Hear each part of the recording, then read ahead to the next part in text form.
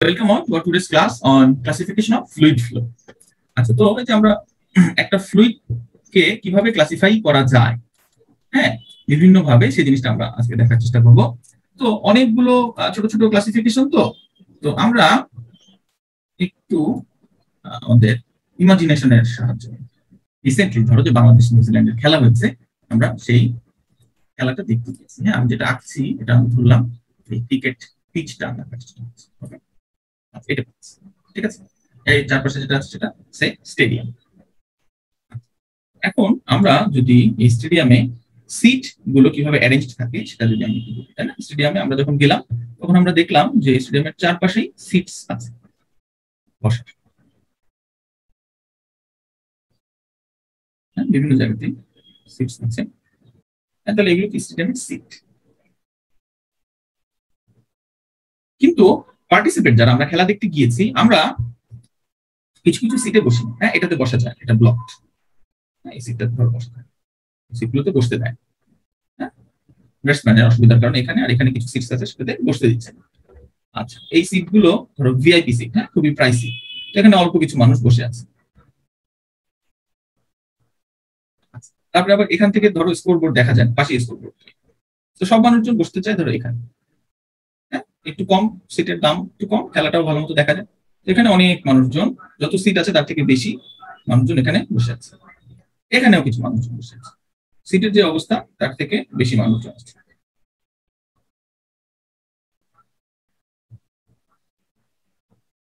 তাহলে এরা কারা? সাপোর্টার্স, ঠিক আছে। সাপোর্টার্সরা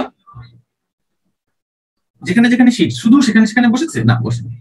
সাপোর্টাররা বসেছে র্যান্ডমলি, এবং সিট গুলো যেরকম ওয়েল ডিস্ট্রিবিউটেড আমার পুরো স্টেডিয়ামে, সাপোর্টাররা কিন্তু সেভাবে বসেন, তারা নন ইউনিফর্ম, হ্যাঁ, কিছু কিছু জায়গাতে বসেছে। আচ্ছা, তো আজকে যে ওয়েদার কন্ডিশনটা, এই ওয়েদার কন্ডিশন যদি আমরা বলি, এটা হট অ্যান্ড উইন্ডি,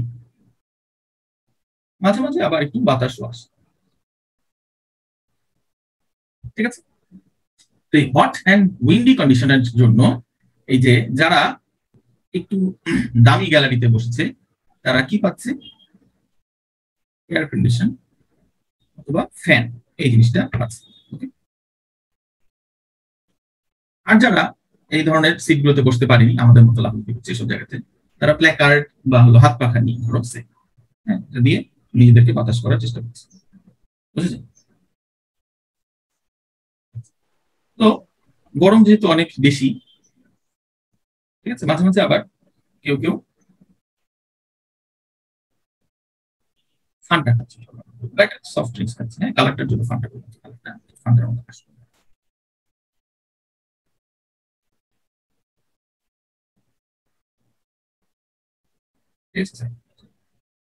কেউ কেউ সফট ড্রিঙ্কস খাচ্ছে, সফট ড্রিঙ্কসটা খাচ্ছে একটা স্ট্র। ওকে, আচ্ছা। আর হলো গিয়ে আমাদের যে টিম রোস্টার যেটা, সেটা দেওয়া হচ্ছে যে আজকে কে কে খেলবে আমাদের হয়ে, আমাদের টিম।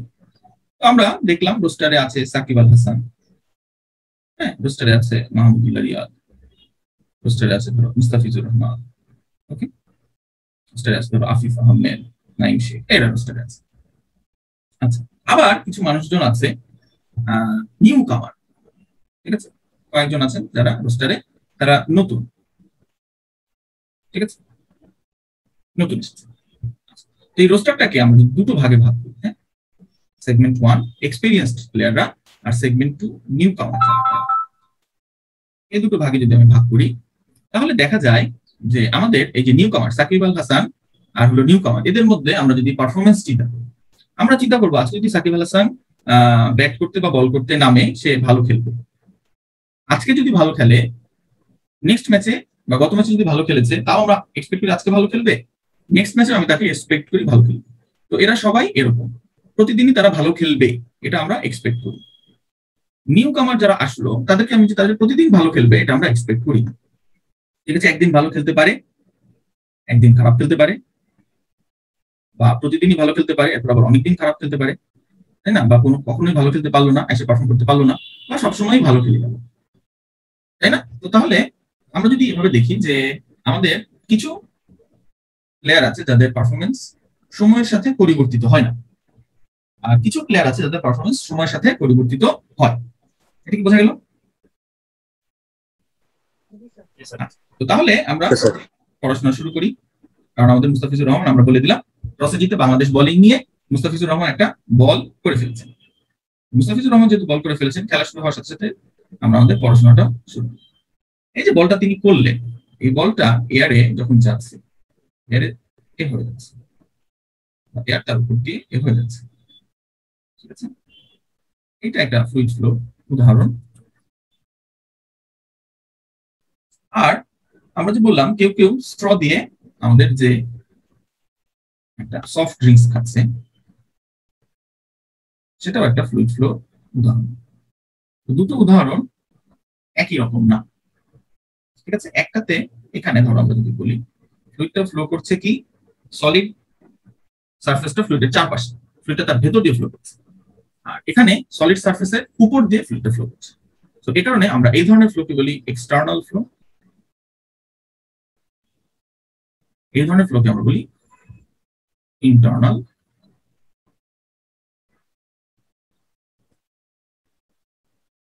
ইন্টারনাল। ওকে, আমরা যে বললাম আমাদের আজকের ওয়েদার কন্ডিশনটা উইন্ডি। এই যে বাতাসটা ফ্লো করছে, বাতাসটা কি কোনো ম্যানমেড ইকুইপমেন্ট দিয়ে ফ্লো করছে না, গ্র্যাভিটেশনাল ফোর্স এবং আর্থের রোটেশনের জন্য ফ্লো করছে। আর আমরা যে বললাম যে আমাদের এখানে যে ফ্যান বা হাত পা খাচ্ছে, এটাও ফ্লুইডটাকে ফ্লো করায়। হ্যাঁ, এটার চারপাশ দিয়েও ফ্লুইডটা এসে ফ্লো করছে। তো এই ফ্লোটা হচ্ছে কি আমার মেকানিক্যাল এনার্জির কারণে। তো এখানেও আমরা দুটো ডিস্টিংক্ট প্যারামিটার পাই। বললাম এটা সারফেসের উপর দিয়ে ফ্লো হচ্ছে। এই ধরনের ফ্লোটাকে আমরা কি করেছি, এনার্জি দিয়েছি, মেকানিক্যাল এনার্জি দিয়েছি, তাই ফ্লুইডটা ফ্লো হয়েছে। কিছু ফ্লো আছে যাতে মেকানিক্যাল এনার্জি দিতে হয় না, এমনি ফ্লুইড ফ্লো করে। একটা উদাহরণ হতে পারে আমরা যদি বলি একটা বেশ হট একটা সারফেস।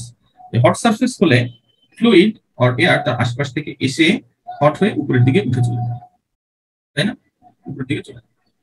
এখানে কোনো মেকানিক্যাল এনার্জি লাগে না। তো তাহলে আমাদের এই মেকানিক্যাল এনার্জি দিতে হচ্ছে কি হচ্ছে না, তার উপরে ফ্লুইডটাকে আমরা ভাগ করতে পারি দুই ভাগ। একটা হলো ন্যাচারাল ফ্লো, আরেকটা হলো ফোর্সড ফ্লো, ঠিক আছে? আচ্ছা, আমরা আরেকটা যে ফ্লুইড ফ্লো দেখলাম, আমাদের যারা আছেন প্লেয়ার আছেন তাদের যে পারফরমেন্সের কথাটা বলে, সেটা কি আমরা বললাম যে তাদের পারফরমেন্স সময়ের সাথে সাথে চেঞ্জ হচ্ছে না। তো সময় এখানে একটা ইম্পর্টেন্ট ইস্যু। তাহলে আমি বললাম আমার কিছু ফ্লো আছে যেটা ভেলোসিটি ভেক্টর এরকম দেখতে, এখন কিছু সময় পরে তাদের ভেলোসিটি ভেক্টরটা দেখতে এরকম।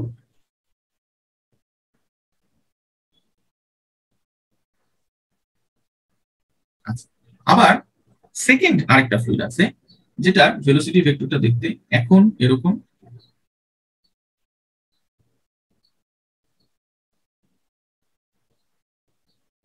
কিছু সময় পরে ভেলোসিটি ভেক্টরটা দেখতে এরকম। তাহলে এটাও কিন্তু ডিস্টিংক্ট দুটো জোন। যে দেখো এখনকার ফ্লো ভেলোসিটি, এটা হলো ফিউচার, এটা হলো এখনকার ফ্লো ভেক্টরস, এটা হলো ফিউচার।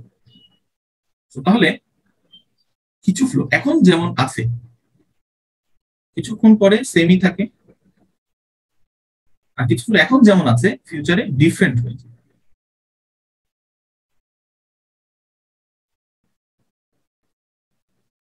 এটার উদাহরণ কি হতে পারে? এই যে সময়, সাকিব আল হাসান বা এদের পারফরমেন্স যেমন বললাম সময়ের সাথে চেঞ্জ হচ্ছে না, এই ধরনের ফ্লোকে বলে স্টেডি ফ্লো। স্টেডি, আর এই ধরনের ফ্লোকে বলে আনস্টেডি ফ্লো, সময়ের সাথে যারা চেঞ্জ হয়, আনস্টেডি। উদাহরণ কি হতে পারে? স্টেডি ফ্লো হতে পারে ধরো তুমি ফ্যান অন করলে প্রথম কিছুক্ষণ সময় সে তার ফুল স্পিডে উঠতে থাকে, ওই সময়টা যখন উঠে যায় তখন যতক্ষণ তুমি চালাও একই রকম ফ্লুইড ফ্লো হয়, এটা আমরা ধরে নিতে পারি। এটা একটা ট্যাপ ওপেন করার সময়ও কিছুক্ষণ ওয়েট করার পরে যখন একই রকম পানি ভাবেই পানি পড়ছে তখন আমরা সেটাকে স্টেডি ফ্লো বলতে পারি। আনস্টেডি ফ্লো কি? এই যে ট্যাপটা আমি ওপেন করলাম তখন থেকে কিছু সময় পর্যন্ত যে ফ্লোটা সেটা আনস্টেডি ফ্লো। ট্যাপটা ক্লোজ করে দিলাম তারপরে যে একটু পানি পড়ছে বা ফ্যানটা অফ করে দিলাম তখন যে একটু ফ্যানটা ঘুরছে সেই ফ্লোটা আনস্টেডি ফ্লো। আনস্টেডি ফ্লো অনেক রকম হতে পারে। আনস্টেডি ফ্লো গাড়ির যে এক্সস্ট সেটা আনস্টেডি ফ্লো, তাই না? পালসেটারি ফ্লো, একটু একটু করে ধোয়া বেরোচ্ছে সেগুলো, ঠিক আছে? আনস্টেডি ফ্লোর অনেক উদাহরণ আছে। স্টেডি ফ্লো তাহলে সময়ের সাথে চেঞ্জ হয় না। আচ্ছা, আর শেষ আমরা যেটা দেখতে চাচ্ছি সেটা হলো এই যে সিট ডিস্ট্রিবিউশন এবং আমাদের যে সাপোর্টাররা যেভাবে বসেছে সেই জিনিসটা দিয়ে আমরা আরেক ধরনের ফ্লো বুঝতে পারি। সেটা হলো গিয়ে এটা কিন্তু সময়ের সাথে না, এটা হলো ফুল পিকচারে কি অবস্থা এই ব্যাপারটার জন্য আমরা এই একটা ফ্লুইড দেখলাম, ইন্টারনাল ফ্লোর একটা উদাহরণ দেখলাম। এটা একটা ইন্টারনাল ফ্লো, ফ্লুইডের ভিতর দিয়ে ফ্লো করছে। আমরা দুটো পজিশনে এটাকে অবজার্ভ করি, পজিশন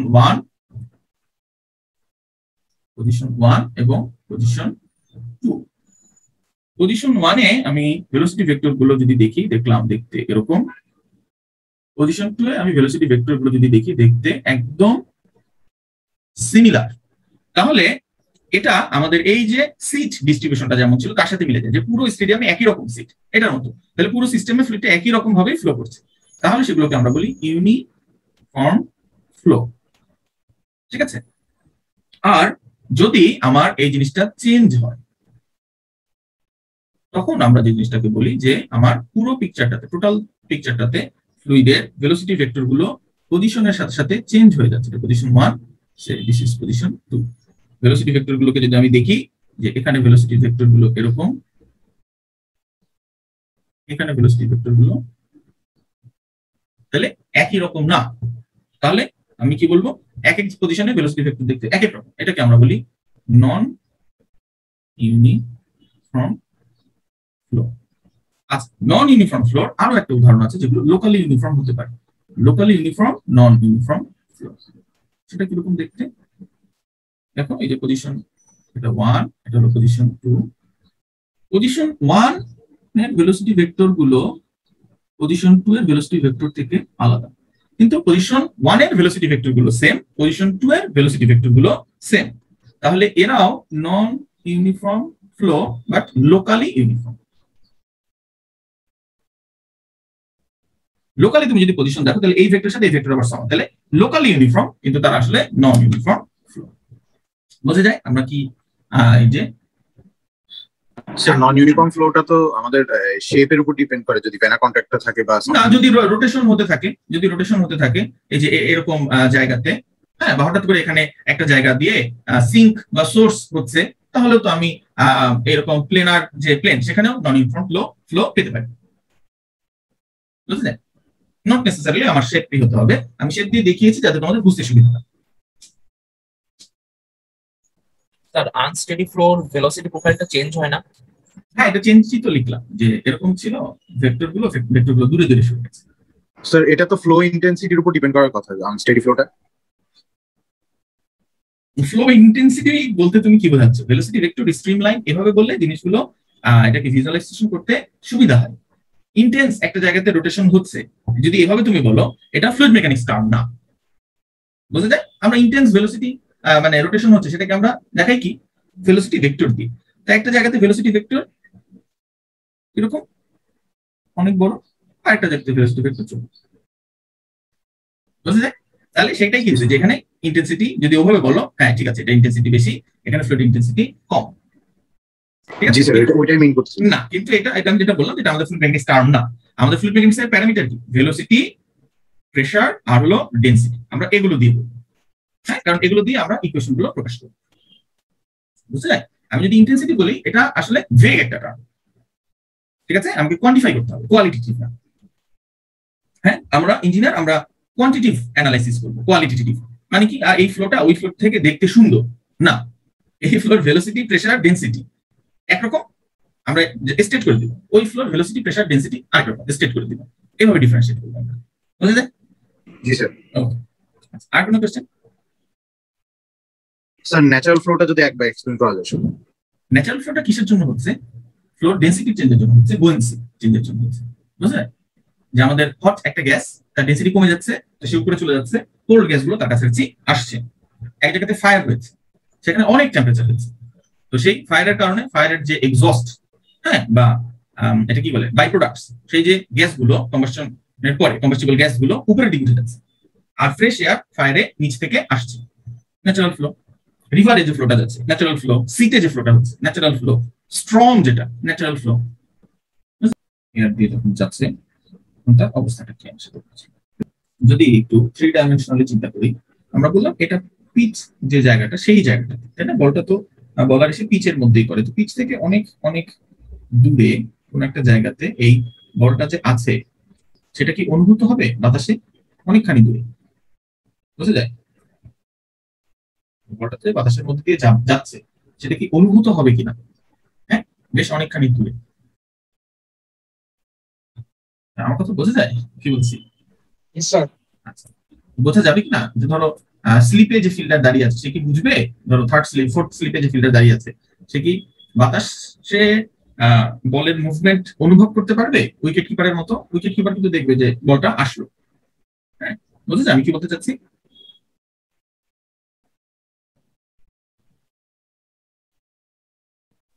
স্যার আরেকবার একটু বললে ভালো হয়।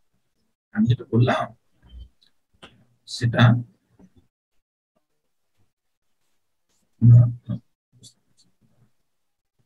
করতে পারছি না আসলে। আমি একটা রিলেভেন্ট ছবি তুলি। এই যে ছবিটা দেখছি, তাই না? এই ছবিতে আমাদের যে একটা লেক অথবা সি, এটা দিয়ে যে আমাদের এই যে শিপটা যে যাচ্ছে, এই শিপটা যে যাচ্ছে সেটা এই যে একটা জোন, এই জোনটার ফ্লুইডের মধ্যে তার অবস্থান বোঝা যাচ্ছে। তো এখানকার একটা জোনে অথবা এখানকার একটা জোনে এটা কি বোঝা যাচ্ছে যে এখানে শিপটা আছে কি নাই, তাই না? এরপরে কিছুক্ষণ পরে এই ফ্লুইডটা এখানে আসবে, ঠিক আছে? বাট এই যে স্রোতটা এটা থেকে যেটা হলো সেটাও কিন্তু একটা নির্দিষ্ট ডিস্টেন্সের পরে কি হবে, ডাইড আউট হয়ে যাবে বা ফ্ল্যাট আউট হয়ে যাবে, বুঝা যায়? সেই যে ডিস্টেন্সটা, আমরা সেই ডিস্টেন্সটাকে যেটা বলছি সেটার কথা আমি এখানে বলছি, যে কত দূরে, কত দূরে যদি আমি চিন্তা করি যে আমাদের এই যে ক্রিকেট বলটা, হ্যাঁ, যে জায়গাটাতে আছে সেখানে তার অবস্থানটা অনুভূত হচ্ছে, সেখান থেকে অনেক দূরে যেসব জায়গাতে তার অবস্থান অনুভূত হচ্ছে, তো দু জায়গাতে আমাদের ফ্লো কন্ডিশন দুই রকম। তো এইখানে বা এই জোনটাতে যেখানে অনুভূত হচ্ছে এই জোনটাকে আমরা বলি viscous zone, flow viscous zone, ঠিক আছে? যে জায়গাটাতে এই জিনিসটা অনুভূত হচ্ছে না, এটা এবং এটা দুটোকে আমরা বলি ইনভিসিড জোন।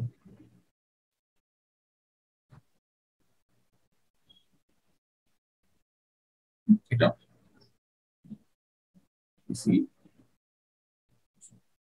বুঝা যায়? জি স্যার। দেখো আমাদের আরেকটা ন্যাচারাল ফেনোমেনন আমরা যদিও সবাই জানি ইনশাআল্লাহ, তাও আমরা একটু জাস্ট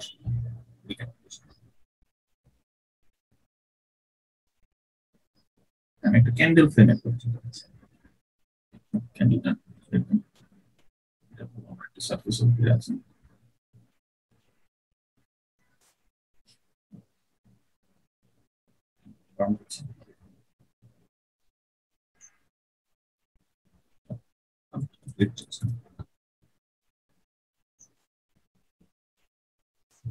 ঠিক আছে? তো এখানে আমাদের যে ক্যান্ডেল যে ফ্লেমটা যদি আমরা দেখতেছি, ক্যান্ডেল কিছু কিছু জায়গাটা সে কি থাকবে, লেয়ার্ড থাকবে, এরপরে সে এরকম টার্বুলেন্স ক্রিয়েট করবে, তাই না? বোঝা যায়? বিভিন্ন দিকে যেদিকে যাচ্ছে, এয়ার যেদিকে যাচ্ছে সেদিকে সে বোঝা গেল কি বললাম? জি স্যার। তাহলে এখানে আমরা ফ্লুইডটাকে 3টা জোনে ভাগ করি। একদম কাছে এই জায়গাটা যেখানে ফ্লোটা লেয়ার, এই জায়গাটাকে আমরা বলি ল্যামিনার। যেখানে ফ্লুইডটা হাইলি ডিস্টার্ব, এই যে জায়গাটা এটাকে আমরা বলি টার্বুলেন্ট। যে জোনটাতে এটা একটা মিক্সচার হিসেবে আছে সেটাকে আমরা বলি ট্রানজিয়েন্ট।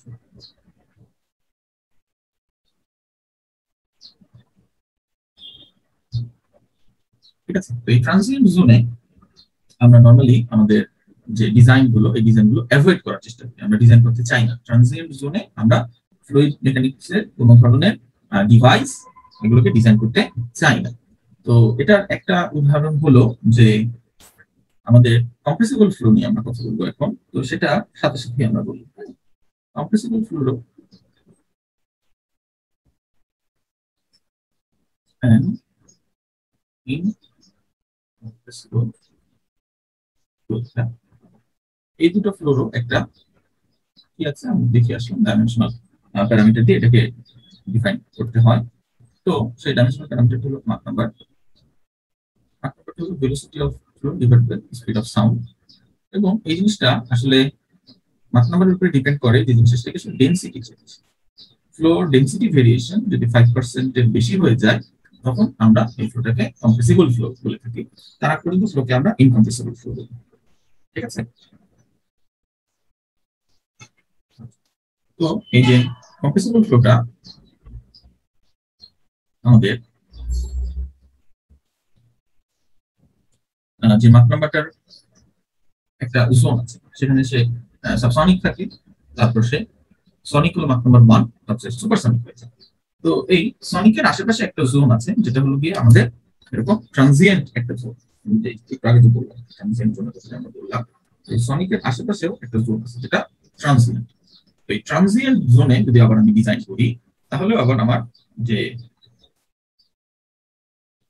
ফ্লো প্রপার্টি এটা আমরা প্রেডিক্ট করতে পারবো। ঠিক আছে। তো এই জোনটাতে অপারেট করতে হলো কনকোর বিমানগুলো। ঠিক আছে।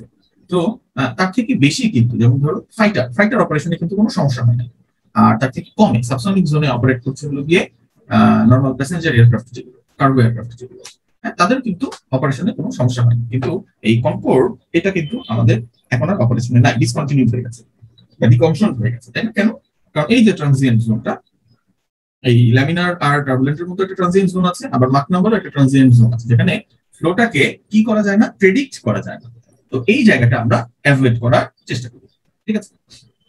আচ্ছা, তো এই আমাদের এই যে ভিসকাস ফ্লো, ইনভিসকাস ফ্লো বা inviscid zone, laminar flow, turbulent flow, এগুলোই হলো আমাদের কি মেইন যে ডিভিশন গুলো, সেগুলো আমরা অলরেডি কভার করে ফেলেছি। ঠিক আছে। তো এই মেইন ডিভিশন গুলো কভার করার পরে আমাদের ছোট ছোট কিছু জিনিসগুলো আছে, যেটা হলো আমরা একটা ফ্লুইড পার্টিকেলকে যদি অবজার্ভ করি, ধরো একটা ফ্লুইড পার্টিকেল, আমি এই ফ্লুইড পার্টিকেলটা বাম থেকে ডান দিকে যাচ্ছে,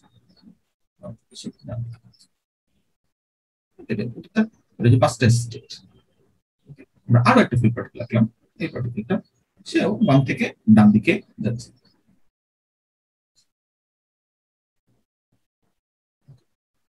এখন আমরা যদি পার্টিকেলটাকে অবজার্ভ করি, আমরা দেখলাম যে আমাদের উপরের পার্টিকেলটা বাম থেকে ডান দিকে যাওয়ার সময় সে মুভ করে না বা রোটেট করে না, কিন্তু আমাদের নিচের পার্টিকেলটা বাম থেকে ডানে যাচ্ছে, কিন্তু যেতে যেতে সে রোটেট করছে, সে রোটেট করতে করতে যাচ্ছে। হ্যাঁ, তো এটা আমাদের দুই ধরনের ফ্লোর উদাহরণ। এই ধরনের ফ্লো গুলোকে আমরা বলি রোটেশনাল ফ্লো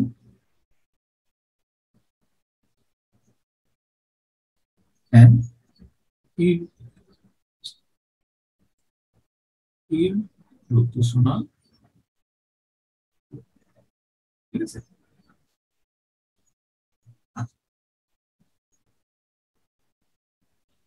তো এরপরে আরেকটা আমাদের যে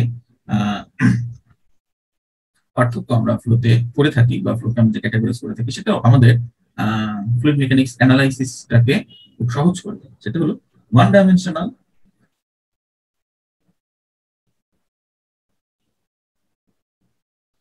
টু ডাইমেনশনাল,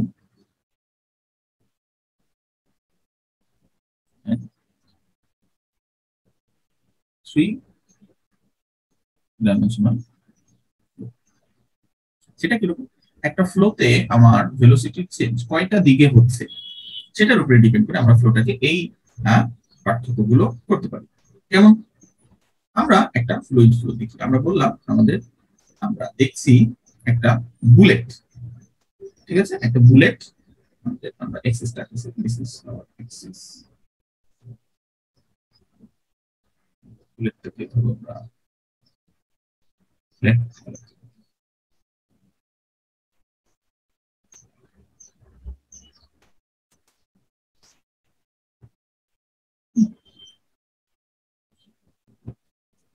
fluid এটার চারপাশ দিয়ে যে যাচ্ছে সেটাকে যদি আমি আঁকতে চাই, আসছে সামনে এসে স্ট্যাগনেশন হচ্ছে,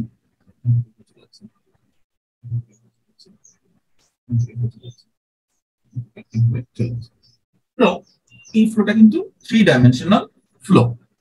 ঠিক আছে, তো এটা ডাইমেনশন গুলো কি কি? এটা ডাইমেনশন আমরা যদি দেখি, এখানে এই বরাবর আমি বললাম এক্স, এই বরাবর আমি বললাম আর, রেডিয়াস, হ্যাঁ আমাদের বুলেট যেটা আছে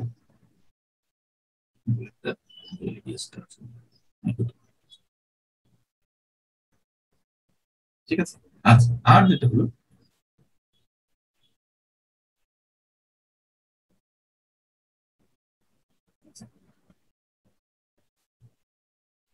আর এই রেডিয়াস, এবং আমরা যদি এই জায়গাটা দেখি যে রেডিয়াস বরাবর, হ্যাঁ যে এখান থেকে কি একটা বিভিন্ন অ্যাঙ্গেল আছে, তো এই যে একটা অ্যাঙ্গেল দ্যাট ইজ থিটা, এর অ্যাক্সিস কিন্তু এই তিনটা, বোঝা যায়?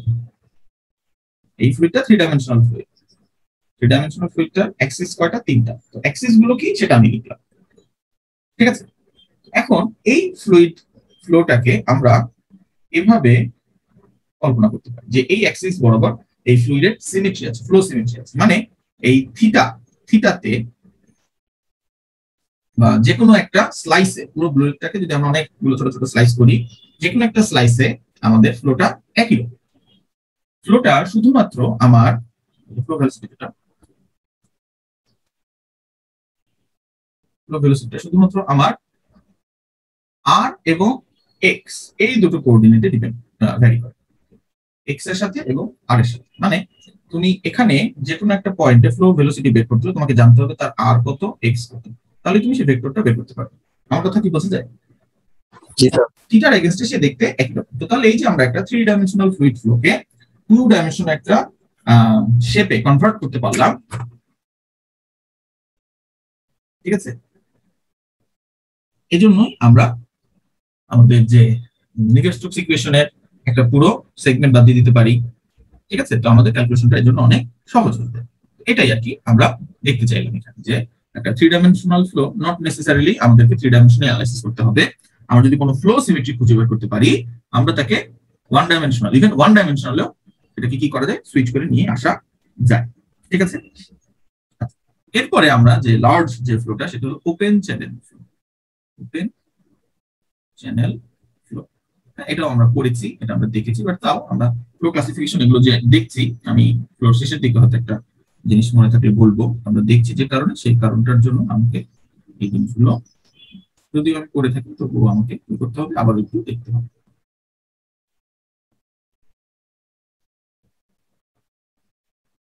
তাই না? এটা আমি কি আঁকলাম, একটা ট্রাপিজয়েডাল শেপ আঁকলাম,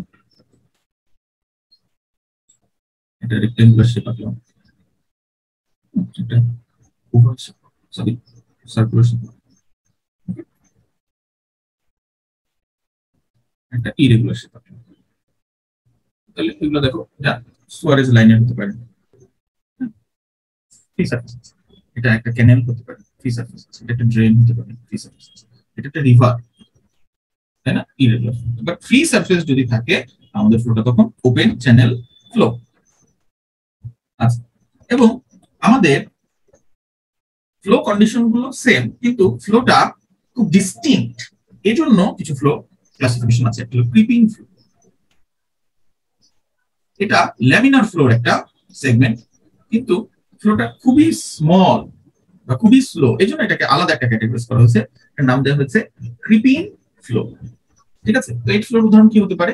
এটা তুমি একটা টেবিল স্পুন না, টি স্পুনে একটু মধু নিলে, মধু নিয়ে সেই মধুটাকে তুমি স্পুনটা মানে উল্টিয়ে ফেলে দেওয়ার চেষ্টা করি, তখন এই মধুটা যে আস্তে আস্তে আস্তে আস্তে পড়ে যাবে, এটা একটা ক্রিপিং ফ্লোর উদাহরণ।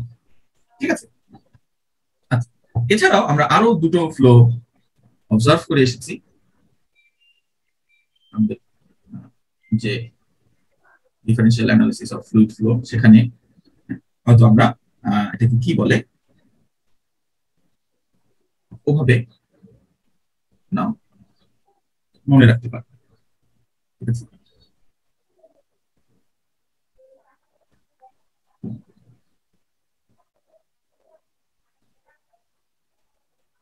দুইটা আমাদের দুটো যদি আমরা সেন্টার লাইন রাখি, একটা পাইপ ফ্লো, ঠিক আছে, উপরে একটা ল্যামিনার পাইপ ফ্লো।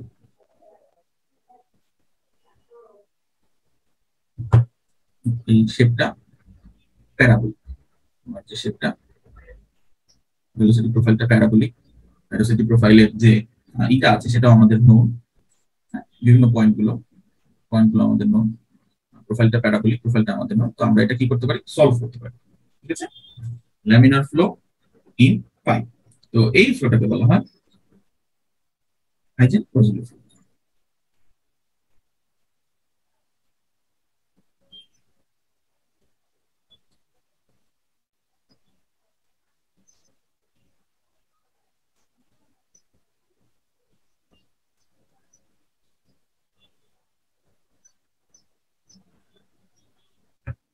ঠিক আছে, আচ্ছা, আরেক ধরনের আমি যেটা বললাম যে আমাদের নাম আছে, সেটা হলো এই ফ্লোটা আমাদের এখানে আমরা যে ফ্লোটা দেখছি, এখানে উপরের যে প্লেটটা,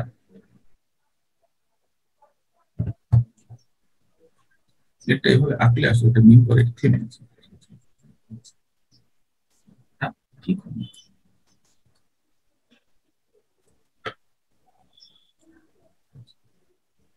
উপরে একটা প্লেট আছে, এই প্লেটটা ভি ভেলোসিটিতে এই দিকে মুভ করছে, আর আমার নিচে যে প্লেটটা আছে এই প্লেটটার ভেলোসিটি হলো কি 0। ঠিক আছে, আর মাঝখানে আমার যে ফ্লুইডটা আছে, তো এই ফ্লুইডটা ভিসকসিটির কারণে এরকম একটা ট্রায়াঙ্গুলার শেপ তৈরি করবে, বা ফ্লো প্রোফাইলটা হবে এরকম একটা লিনিয়ার শেপ। ঠিক আছে, তো এই ধরনের ফ্লো, এই যে একটা প্লেটের ভেতরে, দুটো প্লেটের ভেতরে একটা স্থির এবং একটা মুভিং, এই দুটো প্লেটের ভেতরে যে ফ্লোটা থাকে সেই ফ্লোটা আমাদের একটা ডিস্টিংক্ট নাম ছিল ফ্লো।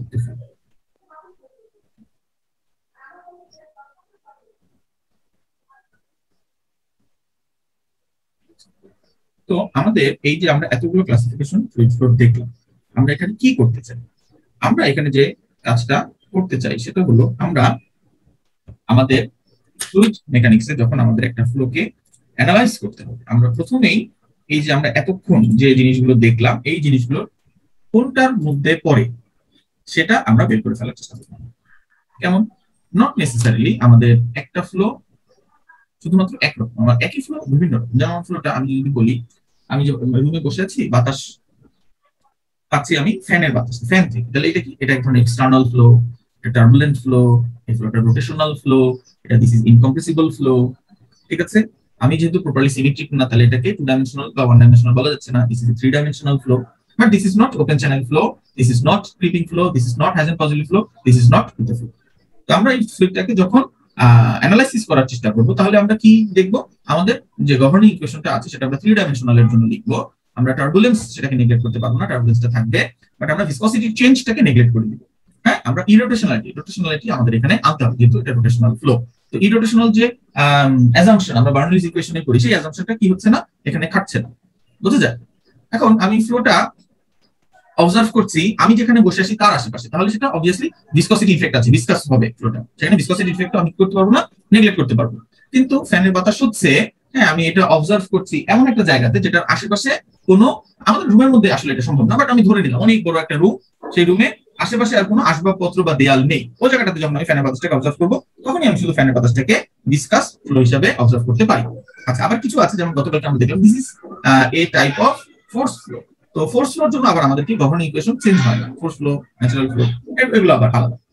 হ্যাঁ, এগুলো আবার গভর্নিং ইকুয়েশনটা আবার চেঞ্জ করে না। কিন্তু আজকে আমরা যে জিনিসগুলো দেখলাম তার মধ্যে অনেক কিছু আমাদের গভর্নিং ইকুয়েশনগুলোকে চেঞ্জ করে। তো আমাকে এটাই বুঝতে হবে, আমার কাজ হলো এটাই, যে আমি একটা ফ্লোকে যখন অ্যানালাইজ করব, আমি ফ্লোটাকে প্রপারলি ক্লাসিফাই করতে পারছি কিনা, এবং আমি যখন প্রপারলি ক্লাসিফাই করতে পারছি, তখন আমি কি করতে পারবো, এখানে আমার যে প্রয়োজনীয় জিনিসগুলো, টার্মগুলো আসছে, সেগুলো রাখতে পারবো, বা সেই টার্মগুলো বাদ দিয়ে দিতে পারবো। কেন আমি যে বললাম যে গত দিনে আমাদের যে ন্যাচারাল ফ্লো ফোর্স ফ্লো, এখানে আমার কোনো টার্ম বাদ যাবে না, কিন্তু ফ্লোটা স্টেডি না আনস্টেডি সেখানে কিন্তু আমার টেম্পারেচার টাইমের যে ইফেক্টটা সেটা স্টেডি। আমি যদি ফ্লোটাকে স্টেডি বলি, আমি নড়াচড়া করছি না, ফ্যানটা একই স্পিডে ঘুরছে, আমি বললাম দিস ইজ স্টেডি ফ্লো, তাহলে আমার কি টাইমের সাপেক্ষে যে ডিফারেন্সিয়েশন আমাদের এই ইকুয়েশন গুলোকে, আমাদের গভর্নিং ইকুয়েশন গুলোকে টাইমের সাপেক্ষে ডিফারেন্সিয়েশন করতে হচ্ছে না। কিন্তু যখন ফ্লোটা আনস্টেডি ফ্লো তখন কিন্তু আরো একটা অপারেশন চলে আসলো, বোঝা যায়? তো এরকম আর কি জিনিসটা আমাদেরকে এভাবে মানে সুবিধা দেয়। আমরা যদি প্রপারলি এটাকে ক্লাসিফাই করতে পারি একটা ফ্লুইড ফ্লোকে, তাহলে আমরা এই ধরনের সুবিধা পেয়ে থাকি। আমার কথা বোঝা যায়? Yes, sir.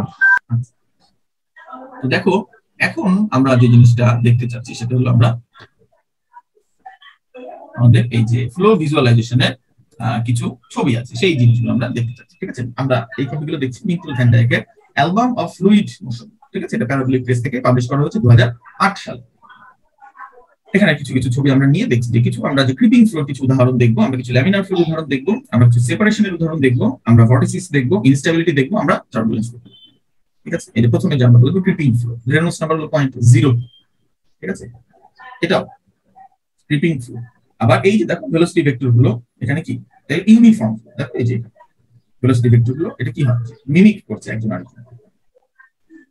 এই যে ক্রিপিং ফ্লোর, তাই না? একটা রেক্ট্যাঙ্গুলার ক্যাভিটি, ক্যাভিটিটা যদি বড় হয় তাহলে দুইটা ভর্টিসেস তৈরি হলো, ক্যাভিটিটা ছোট হলে একটা ভর্টিসেস তৈরি হলো। ঠিক আছে, এগুলো ক্রিপিং ফ্লোর। ল্যামিনার ফ্লো, আমাদের একটা এয়ার ফয়েলের পাশ দিয়ে ল্যামিনার ফ্লো হচ্ছে। ল্যামিনার ফ্লো হচ্ছে, দেখো যে রেনল্ডস নাম্বার এখানে কত ছিল, 7000, কিন্তু ল্যামিনার ফ্লো তুমি যদি একটা ইসের পাশে পেতে চাও, সিলিন্ডারের পাশে পেতে চাও, রেনল্ডস নাম্বার কত, 0.15। হ্যাঁ, তো তাহলে এই জিনিসগুলো আমাকে বুঝতে হবে যে রেনল্ডস নাম্বারটা এটা highly dependent on geometry and flow condition. আচ্ছা, ল্যামিনার ফ্লো, হ্যাঁ, ফ্ল্যাট প্লেটের ল্যামিনার ফ্লো পাচ্ছি আমরা 10,000, ফ্ল্যাট প্লেটে আমরা ল্যামিনার ফ্লো পাচ্ছি। ঠিক আছে, কিন্তু পাইপের জন্য আমাদের ল্যামিনার ফ্লোর কত, এটাকে কি বলে, ল্যামিনার ফ্লোর যে থ্রেশহোল্ড এটা কত, 2300 মাত্র। ঠিক আছে, তো এই জন্য এরকম। তারপর দেখো যে সেপারেশন হচ্ছে, আমরা যে বার বলেছিলাম আমাদের এক্সটার্নাল ফ্লুইডে যে সেপারেশন হচ্ছে, তো এই সেপারেশনটা এখানে কিন্তু দেখা যাচ্ছে। তো এই সেপারেশনটাই এই যে ভর্টেক্স শ্রেড হচ্ছে, তাই না? এটা কি বলে, ভর্টেক্স শ্রেডিং। তো 4000 যে ল্যামিনার ফ্লুইড এখানে আমাদের থিন ইলিপসে 4000 রেনল্ডস নম্বরে সেপারেশন হচ্ছে বা ভর্টেক্স শ্রেডিং হচ্ছে। ঠিক আছে, একটু অ্যাঙ্গেল করে দেওয়া হচ্ছে 4000। আগে কি ছিল দেখো, 7000 এ অ্যাঙ্গেল নেই এয়ার ফয়েলটা, তাই আমার সেপারেশন হয়নি। কিন্তু আমি যখন এই যে 4000 রেনল্ডস নম্বরে একটু অ্যাঙ্গেল অফ অ্যাটাক দিয়ে দিলাম 5 ডিগ্রি, তখন কি সেপারেশন শুরু হলো। ঠিক আছে, ফুল বইটাও তোমরা দেখতে পারো, খুবই সুন্দর ছবিগুলো ভিজুয়ালাইজেশনের জন্য। লিডিং এজে আমাদের সেপারেশনটা দেখা হচ্ছে, আগে আমরা সেপারেশন দেখছিলাম ট্রেলিং এজে, এখন যে লিডিং এজে সেপারেশনটা কখন হচ্ছে সেটা দেখা হচ্ছে, বা সেপারেশনটা হলে কেমন হচ্ছে সেটা দেখা যাচ্ছে। আমাদের স্ফিয়ারে চারপাশ দিয়ে সেপারেশন হচ্ছে 15,000 রেনল্ডস নম্বর, এটা কি ল্যামিনার সেপারেশন। টার্বুলেন্স সেপারেশনটা একটু পরে হচ্ছে, বোঝা গেল কত, 30,000 সেপারেশনটা টার্বুলেন্ট হয়ে যাচ্ছে। এই যে ভর্টিসিস, এই ভর্টিক্স তৈরি হচ্ছে, হ্যাঁ, একটা প্রপেলার, প্রপেলারের পেছনে যে ভর্টেক্স গুলো তৈরি হচ্ছে সেটা দেখা যাচ্ছে, এই যে ভর্টেক্স। ঠিক আছে,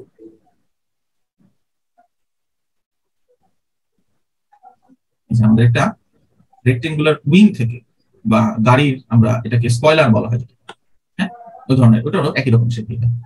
এই যে ভর্টেক্স দেখা যাচ্ছে, ভর্টেক্স তৈরি হচ্ছে। ভন কারমান ভর্টেক্স, স্পেসিফিকলি সিলিন্ডারের বিহাইন্ডে যে ভর্টেক্সটা তৈরি হয়, হ্যাঁ, এই ভর্টেক্সটাকে ভন কারমান ভর্টেক্স বলা হয়। এই ভন কারমান ভর্টেক্সটা বিভিন্ন রেনল্ডস নম্বরে, দেখো তাদের রেনল্ডস নম্বরের উপরে তাদের কি চেঞ্জ হয়, শেপ চেঞ্জ হচ্ছে। ঠিক আছে, এটা অবশ্যই মিল্টন ভ্যান ডাইকের বই ছবি, এটা আরেকটা বই ছবি, আরেকটা ফটোগ্রাফ। ঠিক আছে, এটা কি সিলিন্ডার থেকে যে ভর্টেক্সটা হচ্ছে সেটাকে ছবি তোলা হচ্ছে সেটা। তারপর দেখো যে ভর্টেক্সটা এখানে কিন্তু ইনস্টেবিলিটি ছিল না, তাই না? এটাও কিন্তু একটা অর্ডারড মোশন, ইনস্টেবিলিটি শুরু হলো। ঠিক আছে, laminar flow, order, instability. Laminar flow, order, এ পর্যন্ত ছিল instability, then turbulence. ঠিক আছে, ordered flow, instability, এগুলো instability, then instability পরের স্টেপটা কি, turbulence, ওটা ফুলি turbulent হয়ে গেল। এই যে আমাদের ফ্লুইড যে এটাকে কি বলে, পেরিফেরিটা বা বাইরের যে পোরশনটা, তাই না? এটা কিন্তু মিলছে না বা এটাকে প্রেডিক্ট করতে পারছি না শেপটা কেমন হবে। ঠিক আছে, আমরা যে ভর্টেক্স শিটে যেখানে কিন্তু শেপটা কিন্তু প্রেডিক্ট করা যাচ্ছে যে কেমন হবে শেপটা, হ্যাঁ, পরে আস্তে আস্তে বড় হচ্ছে, সিমেট্রিক হচ্ছে, হ্যাঁ, অর্ডার আছে। এখানে ল্যামিনার ফ্লোতে যদি আমরা চলে যাই, এই যে দেখো অর্ডার আছে, বোঝা যাচ্ছে। যে হ্যাঁ এটা ফ্লোটা এগুলোকে সিমেট্রি অর্ডার আছে, প্রেডিক্ট করা যাচ্ছে। হ্যাঁ আমরা বলতে পারি আচ্ছা তাহলে ভর্টেক্স এখানে তৈরি হয়েছে, তো এটা কত ডিসটেন্সে আছে, কত ডিসটেন্সে আছে, তাহলে তার শেপ কেমন হবে বলে দেওয়া যাচ্ছে। না এখানে কোথায় আছে, কত বড় আছে, শেপ কেমন হবে বলে দেওয়া যাচ্ছে। কিন্তু আমাদের এই যে টার্বুলেন্স যখন আমরা দেখলাম, এটাকে আমরা কি করতে পারছি না, প্রেডিক্ট করতে পারছি না। টার্বুলেন্স এই এক্স এ বেশি হবে না ওয়াই এ বেশি হবে, মানে এক্স ছোট তখন বেশি হবে না এক্স যখন বড় তখন বেশি হবে, কি হবে এটা বোঝা যাচ্ছে না। ওয়াই এর সাথে কি চেঞ্জ হচ্ছে কিনা, ওয়াই ছোট হলে একরকম হয়, ওয়াই বড় হলে একরকম হয়, সেরকম কিনা বোঝা যাচ্ছে। বুঝলে? আর টার্বুলেন্সের আমাদের যে ব্যাপারটা, আমরা রেনল্ডস নাম্বারের উপরে টার্বুলেন্সটাকে ছেড়ে দিব না। রেনল্ডস নাম্বারের একটা জোন আছে, যে জোনে টার্বুলেন্স হয়ে যাওয়া কথা বা টার্বুলেন্স নরমালি অবজার্ভ করা যায়। তো এটাই আর কি, টার্বুলেন্সটাকে কি করতে হবে, অবজার্ভ করতে হবে। ঠিক আছে, অবজার্ভ করলেই আমরা সেটাকে টার্বুলেন্স বলবো। হ্যাঁ অ্যানালজিটা খুব ক্রুড হয়, বাট তাও ধরো একজন রমজান মাসে 29টা রোজা রেখে 30 নাম্বার দিন, হ্যাঁ আজকে ঈদ, লাফালাফি শুরু করে দিল। তাহলে মাঝে মাঝে কিন্তু 29 নাম্বার দিনে ঈদ হয়, বাট ঈদের জন্য আমাদের কিন্তু কি করতে হয়, চাঁদ দেখতে হয়। তো চাঁদ দেখলে 29 নাম্বার দিনের পরে 30 নাম্বার দিনে ঈদ, অথবা 30 নাম্বার দিনে চাঁদ দেখলে 31 নাম্বার 31 নাম্বার দিন তাদের নতুন মাসে ঈদ। এই যে ব্যাপারটা, তাহলে কি এখন আমি কিন্তু এটা বলতে পারি না যে 29 এবং 30 নাম্বার দিনই ঈদ হচ্ছে, ঈদ হওয়ার জন্য আমাদের দেখতে হচ্ছে কি চাঁদ উঠলো কিনা। তো এরকম রেনল্ডস নাম্বার একটা জোন আছে যে হ্যাঁ ওই যে 29-30 এই রেনল্ডস নাম্বারেই আমরা টার্বুলেন্স পাবো। কিন্তু আমাকে টার্বুলেন্ট এই ফ্লোটাকে যখন আমি বলে দেবো যে দিস ইজ টার্বুলেন্স ফ্লো, তখন আমাকে টার্বুলেন্সটাকে কি অবজার্ভ করতে হবে। ঠিক আছে, এটা খুবই গুরুত্বপূর্ণ একটা ব্যাপার, এটা একটা খুব রুট লেভেলের বেসিক। এটা হয়তো তোমাদের সবার লাগবে না, কিন্তু যারা মানে এটা কি বলে যে ইনশাআল্লাহ হায়ার স্টেজের জন্য যাবা, এই ধরনের সিম্পল কোর নলেজ গুলোকে প্রপার করতে হবে হ্যাঁ রিসার্চে ভালো করার জন্য। আচ্ছা নেক্সট আমরা আরো কিছু টার্বুলেন্স দেখছি। ঠিক আছে, এই টার্বুলেন্স এখানে প্রেসার গ্রেডিয়েন্ট অনেক বেশি, এজন্য টার্বুলেন্সটা এরকম অনেক ইন্টেন্স। ঠিক আছে, তারপরে এই যে এটাও টার্বুলেন্স, এখানেও কিন্তু প্রেডিক্ট করা যাচ্ছে না কি হচ্ছে কি হচ্ছে না। হ্যাঁ দূরে গেলেই আসলে যে বড় হয়ে যাবে কিনা, দেখো সিমেট্রি কোনা। ঠিক আছে, দিস ইজ টার্বুলেন্স। তারপরে এই যে একটা টার্বুলেন্স, হ্যাঁ এটা সিলিন্ডারের পেছনে, এই টার্বুলেন্সটা সিলিন্ডারের পেছনে। ওয়েটটা দেখো আমরা প্রেডিক্ট করতে পারছি না যে এক্স থেকে আমরা যদি বেশি যাই তখনই বেশি হবে, না মাঝখানে এক জায়গায় বেশি হচ্ছে। আমরা ওয়াই বরাবর যদি যাই তাহলে এক জায়গায় কম হবে এক জায়গায় বেশি হবে, এরকম না, হঠাৎ করেই কম হচ্ছে হঠাৎ করেই বেড়ে যাচ্ছে, তাই না, প্রেডিকশন করা যাচ্ছে না। বোঝা যায়?